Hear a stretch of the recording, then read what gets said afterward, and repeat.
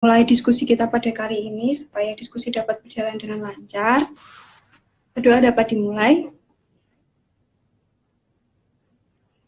Tidak ada kata cukup dalam berdoa. Baik, kita langsung masuk ke bahan diskusi saja ya, Mbak. Boleh.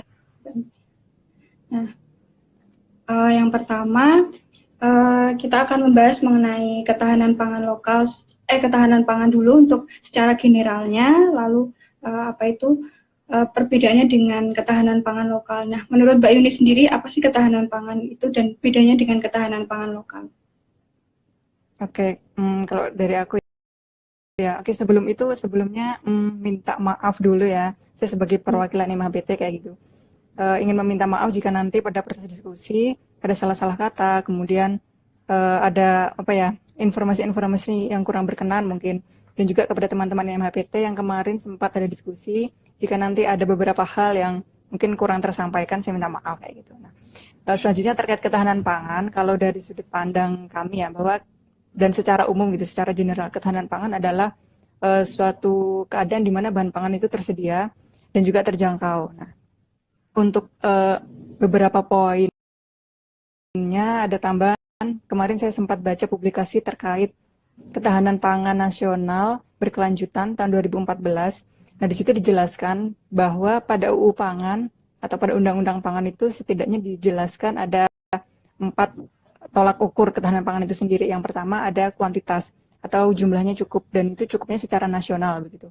Untuk warga negara Indonesia itu terpenuhi. Kemudian yang kedua itu ada kualitas. Kualitas ini berkaitan dengan mutu, keamanan pangan, kemudian juga kesehatan, gizi, dan lain sebagainya. Kemudian yang ketiga ini ada sisi rohaninya, teman-teman. Jadi bahwa pangan ini tidak boleh bertentangan dengan agama atau kepercayaan serta budaya dari masyarakat kayak gitu. Nah, yang keempat ini terkait keterjangkauan yang tidak hanya sebatas tempat, bahwa di mana mudahnya warga negara atau masyarakat ini menjangkau pangan itu sendiri, tetapi juga terkait keterjangkauan harga begitu, sehingga tidak memberatkan masyarakat dalam mengakses bahan pangan itu sendiri. Itu sih kalau dari kami pribadi gitu. Kemudian tadi ada ini juga ya, bedanya dengan pangan lokal kayak gitu.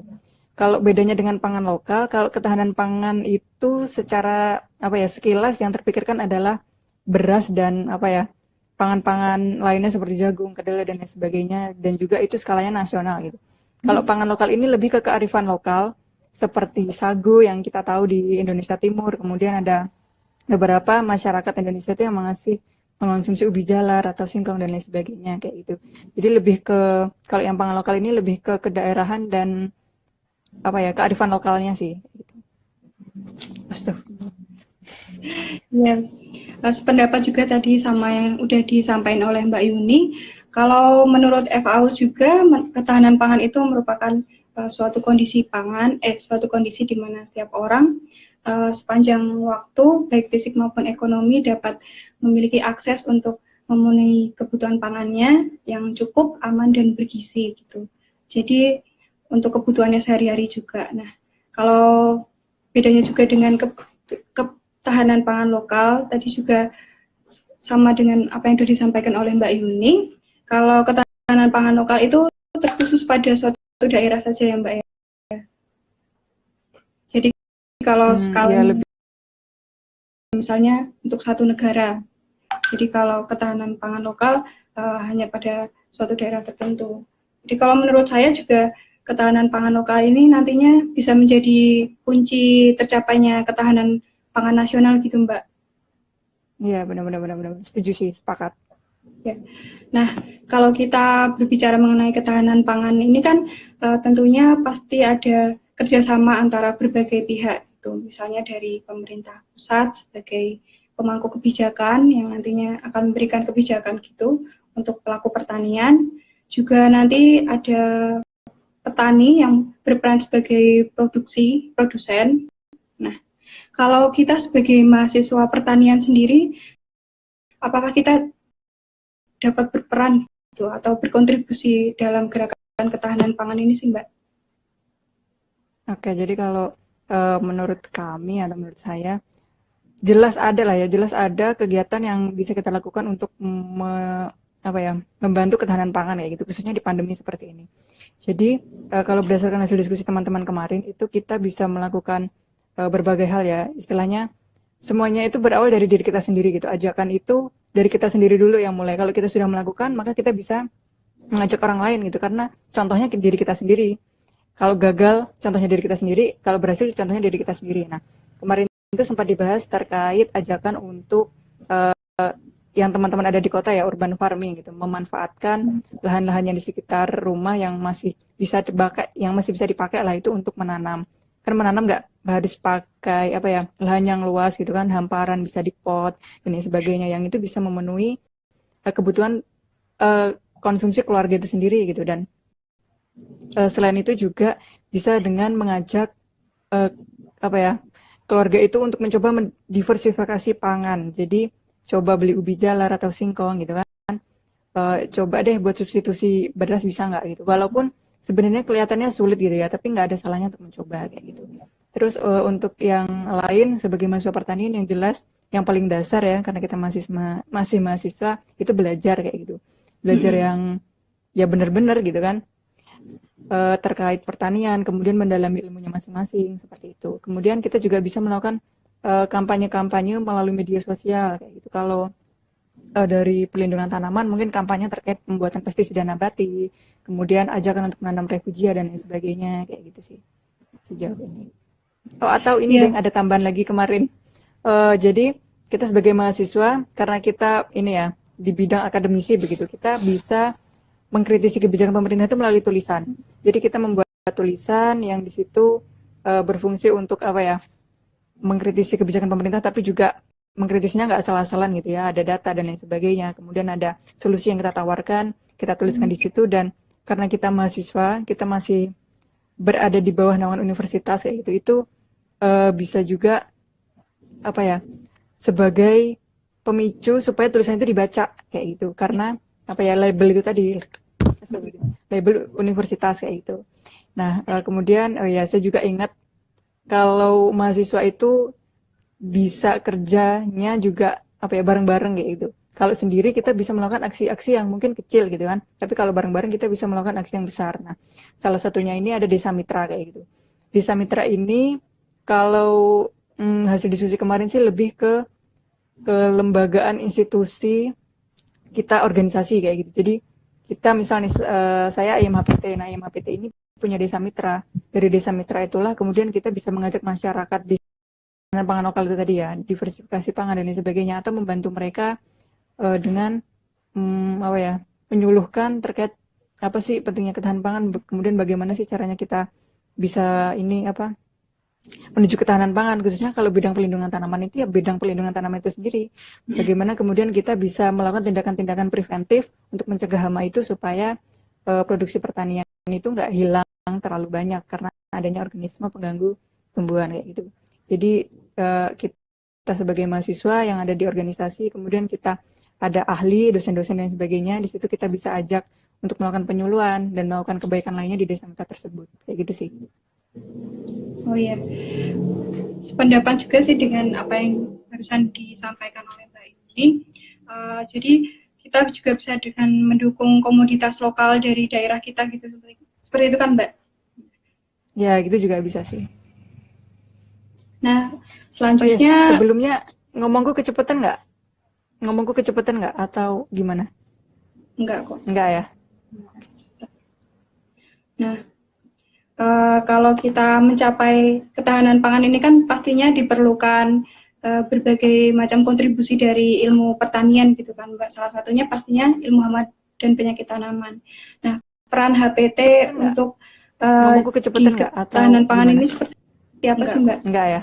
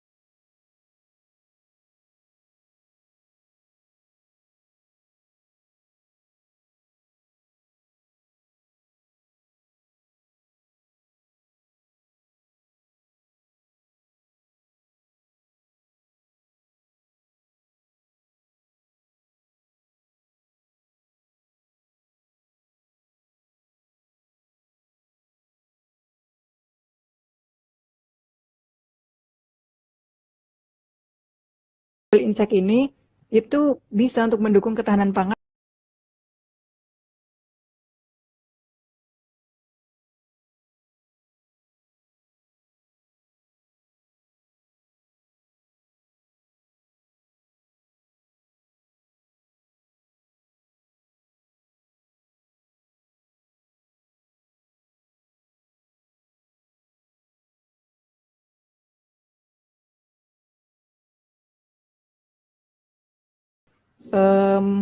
Secara kelembagaan kalau perlindungan tanaman kita ada POPT, kemudian ada pihak karantina, itu karantina sebagai garda terdepan untuk ekspor impor untuk mencegah penyebaran hama dan penyakit tumbuhan kayak gitu.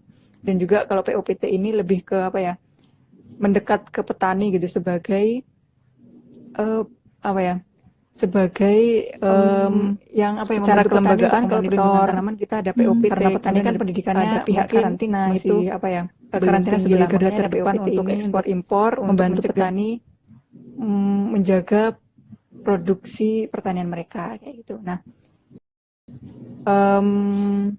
kemudian apa ya, untuk edible insect itu juga jelas untuk bisa digunakan sebagai pakan ternak dan sebagainya. Nah, pakan ternak ini nanti kaitannya dengan ketahanan pangan kan, apa ya, ternak itu kan juga sebagai pemenuh protein ya bagi manusia gitu. Nah, itu siklusnya sih. Jadi dari pakan ternak kemudian ke ternak, dari ternak dikonsumsi oleh manusia kayak gitu. Itu sih mungkin, kalau belibet maaf ya. Nah, baik, kalau kita berbicara mengenai ketahanan pangan ini kan tadi Mbaknya juga berbicara mengenai karantina ekspor dan impor gitu kan. Nah, apa karantina ini juga mendukung pada protokol kita untuk ekspor atau impor dari luar untuk dari COVID ini loh, Mbak? Oke. Yang jelas pasti ya itu ada gitu. Bagaimana juga karantina itu ada karantina hewan dan karantina tumbuhan, dan itu di masa pandemi seperti ini mereka pasti memikirkan hal tersebut ya, memikirkan bagaimana kemudian komoditas yang diekspor dan komoditas yang diimpor ini itu sesuai dengan protokol COVID-19 supaya penyebaran COVID ini juga segera turun dan nggak menyebar lebih luas ya gitu. Nah, untuk tindakan-tindakannya sendiri saya juga kurang tahu ya, mungkin nanti teman-teman bisa cari info gitu. Kalau saya pikir sih pasti ada gitu, cuman untuk tindakan-tindakan konkretnya seperti apa itu yang belum saya tahu. Nah, saya juga setuju tadi apa yang sudah dikatakan oleh Mbak Yuni, bahwa kalau pada hama dan penyakit tanaman itu kan bisa menjadi salah satu faktor penghambat juga tercapainya ketahanan pangan ya, karena Indonesia sendiri juga merupakan negara tropis di mana pastinya hama dan penyakit tanaman itu mudah sekali untuk tumbuh dan berkembang biak seperti itu kan. Nah, kalau kita untuk menanggulangi hama dan penyakit tanaman kan tentunya dibutuhkan kegiatan dari petani juga, pasti harus ada penanganan dari petani ke lahan juga. Nah, kalau di tengah pandemi ini sih gimana sih Mbak?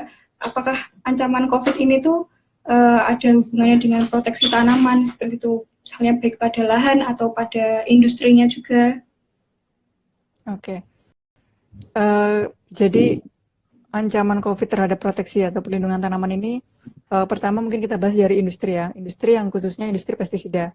Itu kayak sepertinya jelas terdampak ya. Mungkin nanti untuk teman-teman yang atau alumni-alumni MHPT yang kerja di perusahaan pestisida bisa menambahkan gitu. Jadi kalau saya sempat baca dan kemarin juga diskusi dari teman-teman gitu, bahwa ternyata bahan aktif pestisida itu diimpornya dari Cina gitu.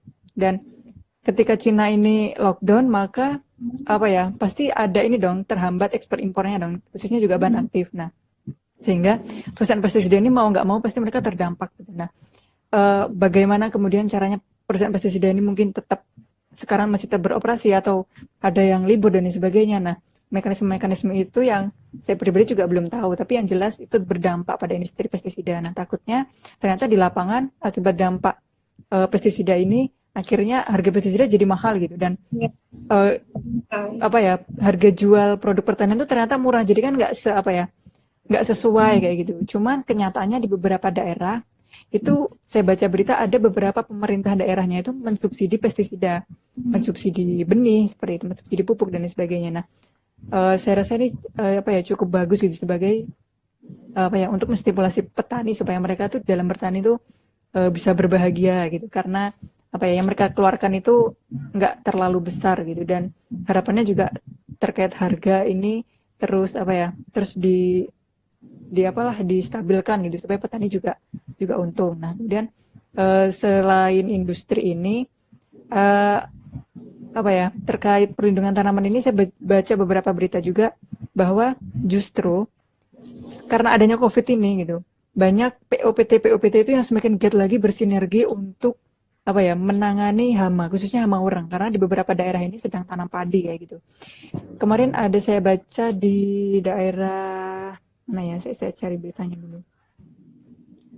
Nah, di petani gerobokan ini melakukan rotasi tanaman, tapi tetap pada tetap pada bahan pangan yang tergolong karbohidrat gitu. Jadi setelah mereka tanam padi, mereka tanam jagung, kemudian tanam kacang-kacangan. Nah, teman-teman yang sudah dapat dasar-dasar perlindungan tanaman atau apa itu pasti tahu gitu. Apa sih fungsinya rotasi tanaman gitu untuk perlindungan hama dan penyakit tumbuhan. Nah, kemudian yang selanjutnya ada di daerah Sumatera kalau nggak salah, itu juga POPT-nya giat untuk mengawal petani ini melakukan tindakan preventif dengan adanya pencegahan hama orang untuk supaya nggak meledak di lahan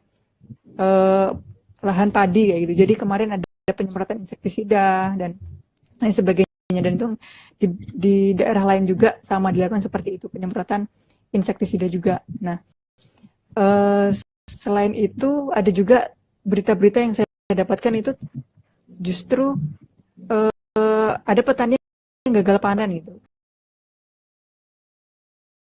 Mereka gagal panen. Nah, itu mungkin bisa ada kaitannya juga dengan COVID, karena mungkin ini harga pestisida yang mahal tadi sehingga nggak terbeli dan lain sebagainya. Mungkin itu dulu sih. Nah, kalau di lahannya tadi ada integrasi dari ini ya, usaha-usaha petani dan POPT untuk menjaga kestabilan produksi hasil pertanian itu ya, Mbak. Nah, kalau menurut aku juga itu penting diperhatikan pada distribusinya sih. Misalnya nanti ada bantuan subsidi dari pemerintah itu bisa menyebar secara merata gitu, dengan adanya protokol yang baru. Semoga itu pemerintah juga tetap cepat beradaptasi juga, biar subsidi yang diratakan itu tetap merata gitu untuk pada masyarakat yang membutuhkan. Nah, karena waktunya sudah menunjukkan pukul 5:10, saya bacakan simpulannya ya pada diskusi kali ini. Untuk ketahanan pangan yang umum itu adalah kondisi di mana terpenuhi dalam tersedia seperti itu. Nah, kalau untuk peran mahasiswa dalam ketahanan pangan ini, kita bisa dengan melakukan dana abadi tadi atau mengkritisi kebijakan pemerintah, dan juga bekerja sama dengan pemuda-pemuda atau yang berkecimpung di dunia pertanian juga, misalnya pada desa mitra tadi.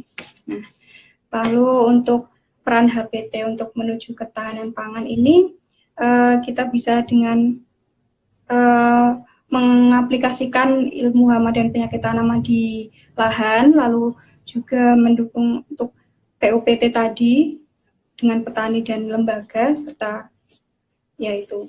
Terus selanjutnya untuk ancaman COVID dalam bidang proteksi, itu adalah pastinya terpengaruh, dan juga nanti akan ada, karena ancaman ini malah petani-petani itu mulai berpikir untuk mencari cara beradaptasi pada pandemi seperti ini, seperti itu ya. Mbak Yuni mau menambahkan seperti itu? Atau ada closing statement, teman? Oke. Closing statement ya. terkait mungkin ketahanan pangan, kemudian kaitannya dengan HPT gitu ya. Kalau dari saya sih ini sih mungkin terlalu apa ya? Mungkin terlalu alay ya. Jadi gini, seharusnya gitu dari awal itu kita nggak hanya berfokus pada beras ya, karena kemarin sempat saya juga lihat di apa ya live Cerat Dema itu bahwa memang sejarahlah yang mengubah pola konsumsi masyarakat ini yang awalnya mereka punya pangan lokal masing-masing menjadi beras gitu, dan itu dalam penelitian juga disebutkan bahwa bahwa daerah-daerah timur yang dia makannya sagu itu ada yang di beberapa daerah itu sekitar 30-100% itu berubah menjadi nasi sehingga mereka nggak konsumsi sagu lagi. Nah itu kan sangat disayangkan ya. Dan kita juga sebagai mahasiswa, saya pribadi pun kurang untuk apa ya belajar terkait pangan-pangan lokal gitu, kayak gimana sih budidaya sagu gitu, apa sih hama sagu gitu kayak gitu, dan juga mungkin tanaman-tanaman yang lain seperti ubi jalar, kemudian singkong kayak gitu. Nah terkait dengan pangan lokal ini maka terkait juga biodiversitas gitu, bahwa mengurangi biodiversitas itu tidak hanya mencederai kepentingan manusia, tapi juga mencederai alam atau bahkan mencederai yang maha pencipta gitu. Kita wallahu alam gitu ya. Tapi maksudnya di sini mencederai kepentingan manusia itu adalah yang jelas biodiversitas ini kalau dikurangi itu akan istilahnya merugikan bagi manusia itu sendiri gitu. Karena kalau dari HPT ini kalau biodiversitas kaitannya dengan apa ya? Proses alami yang mana ketika semuanya itu jadi monokultur itu hama itu akan semakin outbreak-nya itu akan semakin tinggi gitu, sehingga apa ya predator-predator yang harusnya ini ada, mereka ada sebenarnya hanya sedikit jumlahnya sehingga tidak mampu apa ya menangani hama itu gitu, sehingga proses alamnya jadi terganggu kan kalau kayak gitu. Jadi cuman akan terfokus pada produsen satu dan konsumen satu gitu. Konsumen satu ini yang kita sering sebut sebagai herbivore atau hama.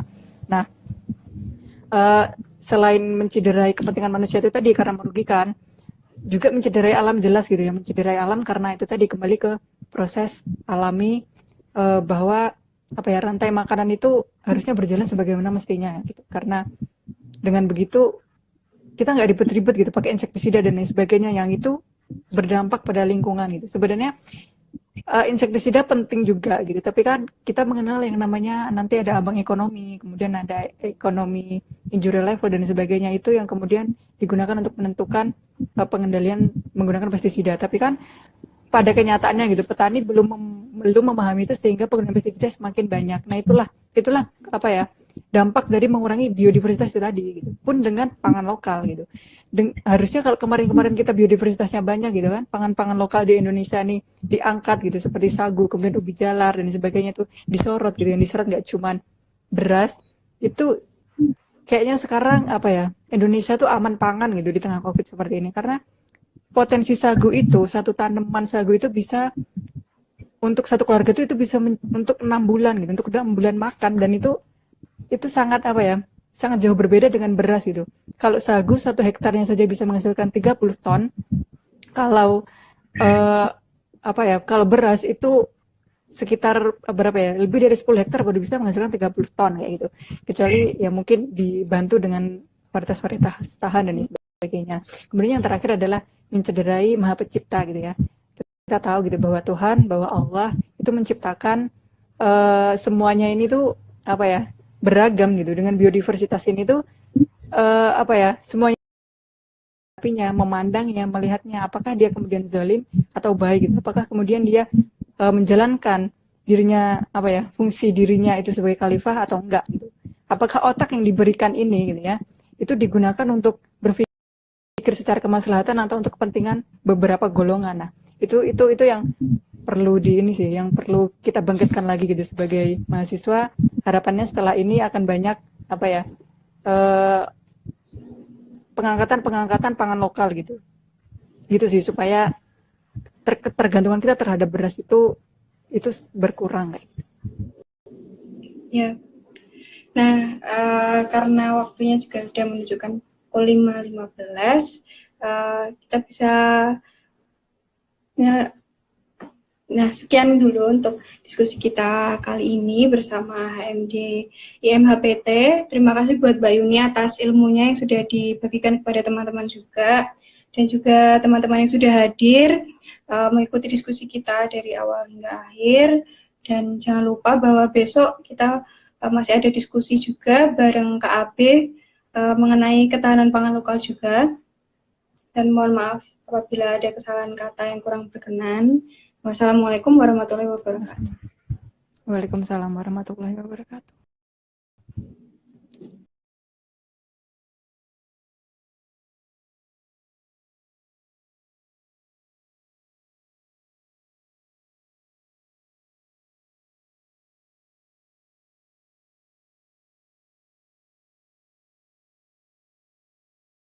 Waalaikumsalam warahmatullahi wabarakatuh.